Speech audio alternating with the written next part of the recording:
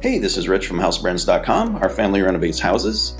If you're interested in starting a short-term rental business, perhaps even a vacation rental property, we have 3 different factors for you to consider. First, we'll go over the pros and cons. Let's start with the pros. With the short-term rental, you have an opportunity to potentially make a lot more money than you could with a long-term rental because you can charge a premium for each day that you rent the property. If your earnings are higher than your expenses, then you and your friends and your family could potentially stay in a really awesome place for free. Also, if your short-term rental is in a good location, over the years, the value of that property should appreciate tremendously. All right, now we need to go over the cons. One of the bigger cons is that during the time anybody's renting your short-term rental, you or your property manager need to be on call the entire time. You may not be able to afford a property manager. Weekends are the most popular time for short-term rentals. At the beginning, you could be on call for a lot of your weekends. Another issue is that sadly, the people that come into your short-term rental may not treat it like it's their home. They could trash it. They might steal stuff. They might break stuff. It's very unfortunate, but it's the truth. Our recommendation is that you don't keep anything that's personally valuable to you at your short-term rental.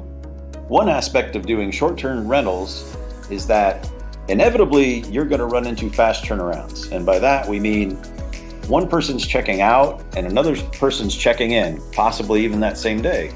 And then you're going to have to get everything cleaned, maintained, ready for the next group really fast. And that has everybody scrambling.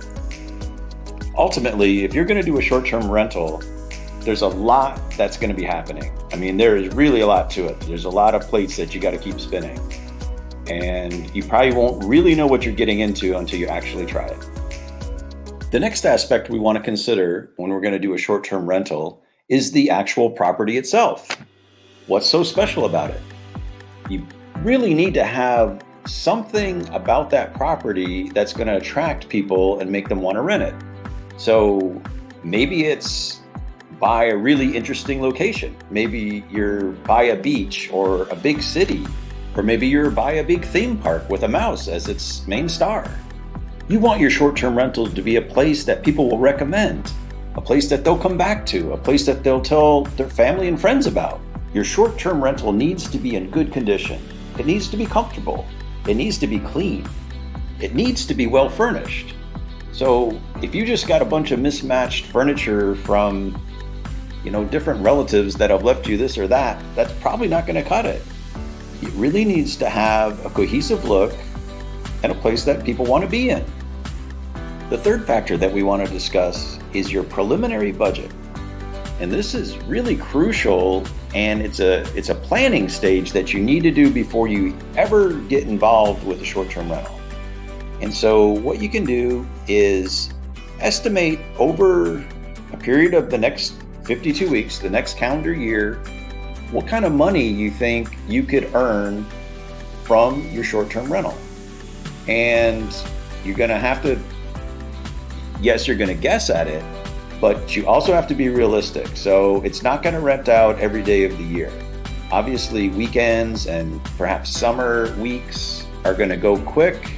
Fall is usually good, but in a lot of places, winter and spring they really won't rent as well. So the first thing to do is figure out how much you think you could charge per night or per week, per weekend, however you want to do it, and then come up with that amount. And so at least that'll be your gross profit.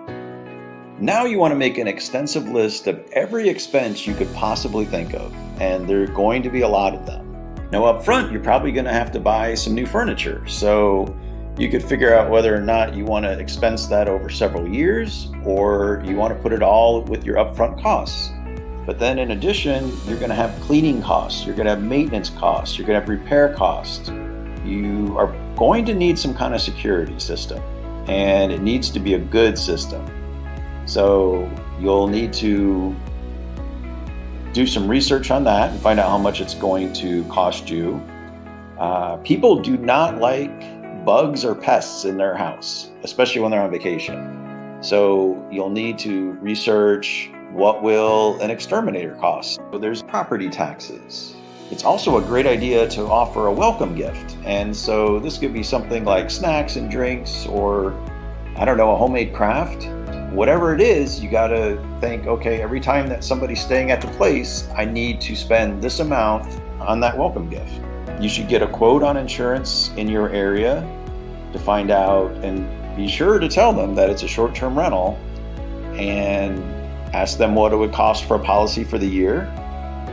You've also got your utilities. So whether somebody's renting it or not renting it, your utility bills are running. So it's a good idea to calculate all your different utilities, your gas, your electric, your water, your sewer, your trash service, and try to come up with some kind of a number for the entire year. Our company does property management for this short-term lakefront rental, and the new owner has put together a spreadsheet that lists all the expenses that she has. And in the description below, we'll put down all the information that she uses, and it might help you create your own spreadsheet. The point of this video has been to help you hopefully decide whether or not doing a short-term rental is a good idea for you. So definitely go back and consider the pros and cons. Also, the location of your property. It's got to be special and unique, a real reason that people are going to want to be there and rent it. And also, take the time to estimate all your operating costs. As you're putting together your estimate of how much you think you could possibly earn during one calendar year, it's a great idea to research your competition. And we're talking about comparable properties. So what you can do is, if they're already renting, see how much their rates are. You also might be able to see their calendar online, and you can tell, do they just rent on weekends, or do they do weeks, or how much of the year are they booking? So anyway, we hope this helps you come to a great decision. And if you got anything out of the video, if you could hit the thumbs up button, that helps out our channel. Also, we're going to make 2 other videos in this series. The next one is going to concentrate on the exact steps that you need to take in order to start your short-term rental. And the 3rd video in the series is going to be for once you're up and running. And it's going to help you do an analysis to see if you're making a profit, if this is a great idea, or if it's not going so well, and maybe you will want to consider doing something else. So anyway, we hope you did get something out of the video. If you haven't subscribed yet, please do, because we have a ton of home improvement videos on the way. Thanks much for viewing, and we'll see you in the next video.